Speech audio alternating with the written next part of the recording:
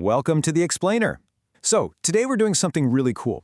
We are getting under the hood to uncover the mechanics of how the world's highest profile organization operates in literally some of the most extreme, unpredictable environments on the planet.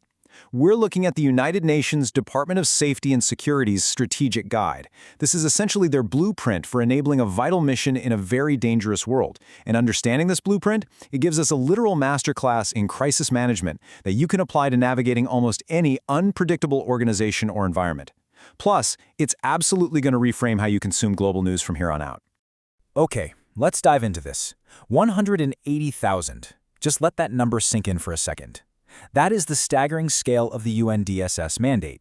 They are responsible for protecting over 180,000 personnel across more than 130 countries. We're talking about peace operations in active conflict zones, rapid humanitarian responses to natural disasters, and long-term development programs in highly fragile states.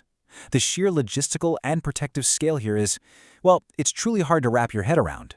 Which naturally leads us to a massive question, right? How do you actually protect that many people in the world's most dangerous places?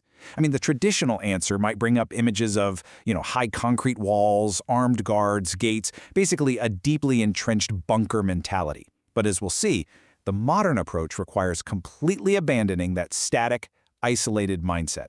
Section 1. The paradigm shift, from leaving to staying. You see, following the devastating attack on the UN headquarters in Baghdad back in August 2003, the UN was forced into a fundamental rethinking of how the organization survives and delivers under fire. They completely abandoned their old mentality, which is basically when to leave. That was a culture of extreme risk aversion, where worsening security simply triggered reflexive evacuations. Instead, they flipped the script.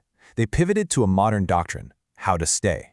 Today, security is no longer seen as just some bureaucratic obstacle. It is the ultimate enabler. It's all about managing risks so that life-saving programs can continue exactly when and where they are needed the most. So how do they actually determine how to stay without being reckless? Well, enter Security Risk Management, or SRM. Think of it like a financial audit. Actually, scratch that. It's more like a completely rigorous safety audit for human lives.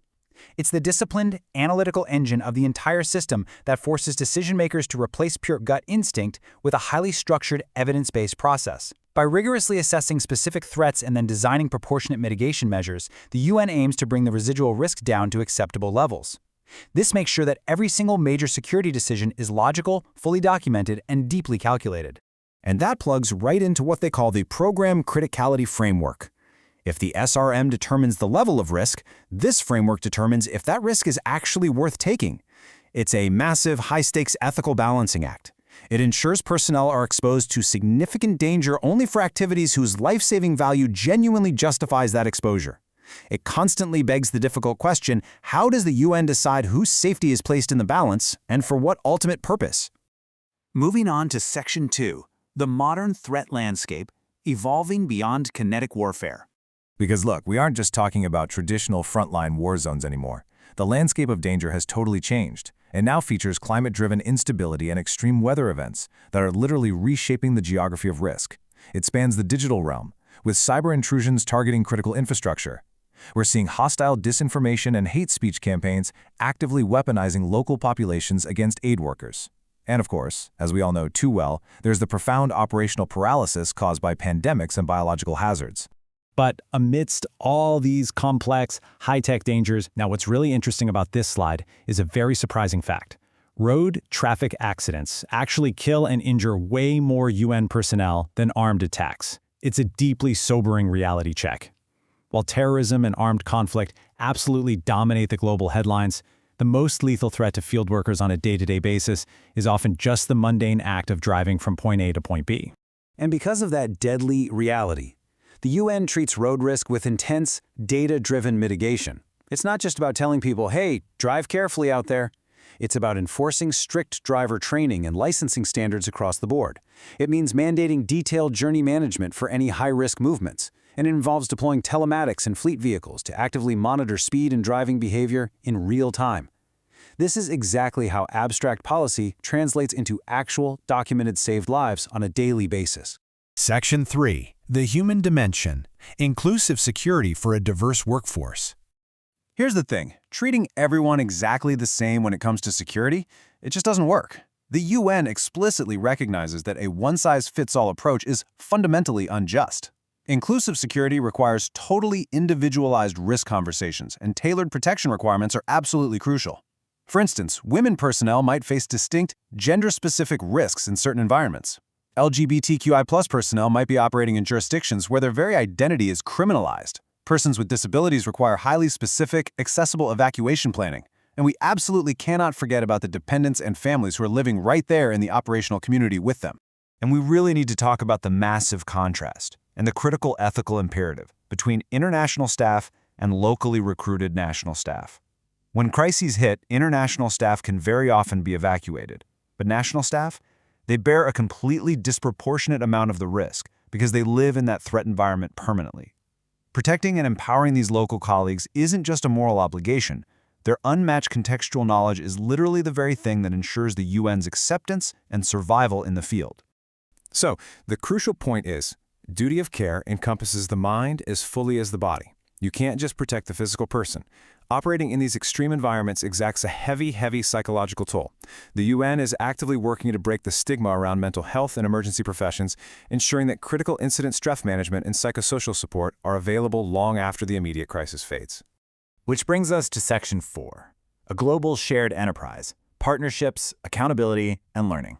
So how do they actually pull off this massive, intricate security operation worldwide? Because, let's be real, no single entity could possibly do this alone. The answer lies in collaborative frameworks like Saving Lives Together. Security simply cannot operate in a vacuum. This partnership extends vital security collaboration, threat analysis, and crisis arrangements directly from the UN to the broader NGO and humanitarian community. It relies so heavily on host governments and these vital NGO partnerships to extend a blanket of protection over everyone trying to deliver aid. A poorly managed guard force is not a mitigation measure. It is a vulnerability wearing a uniform. Wow, that is such a punchy, powerful reminder. It highlights the absolute necessity of rigorous professionalization, strict accountability, and uncompromising oversight for all physical security measures. A badge and a uniform mean absolutely nothing without discipline and standards to back them up. And then there's this sobering reality. Organizations pay for their lessons in blood and treasure. Only learning organizations receive value for the price. It's a heavy thought, right? But it drives home the point that rigorous, honest after-action reviews are simply non-negotiable. It is literally the only way to honor those lost, learn from the data, and actively prevent future tragedies from occurring. Which brings us to a final, provocative question to chew on. When the risks are this profound, how do we justify the imperative to actually stay and save lives? It perfectly encapsulates the heavy ethical weight of the UNDSS mission.